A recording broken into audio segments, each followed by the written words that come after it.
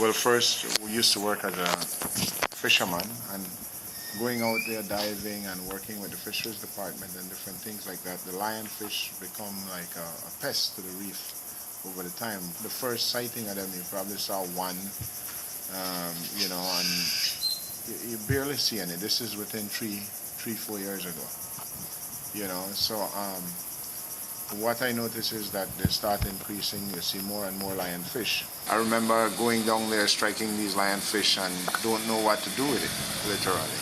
You kill it, you bring it up, they collect sample from it, and that's about it. But to me, that wasn't really dealing with the issue, because every time you go down, you see more and more.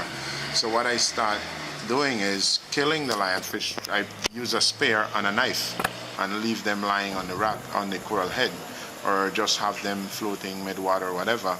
Sometimes I go back to the site, let's say a couple hours after, and I notice they're gone. So, but the whole idea behind this that I saw was to try to get the lionfish, introduce this lionfish to the groupers in particular, because I heard the grouper is the natural predator. However, they're not used to that type of food because they have a lot of different series of fish, to choose from. So the lionfish was definitely off the menu. It's like a exquisite something that you don't know about, So what happened is that by me killing those and leaving them there, lying on the coral heads, the groupers start eating them because they're easy prey at that time. They're easy to get at that time. These lionfish, whenever I strike them, I see the grouper start swimming closer because they give off all that blood and everything, because I strike them in the head most of the time. So I stop, relax, and take it easy and just kind of point the fish in their direction. So with that, I noticed competition start develop. The groupers now want to be at the end of I want to be where that fish are at the end of my spear. So the bigger one fight the smaller one fight the bigger one. It's a competitive world under there. And again, it used to be 1-2 grouper following me. Now it's a lot of grouper following me.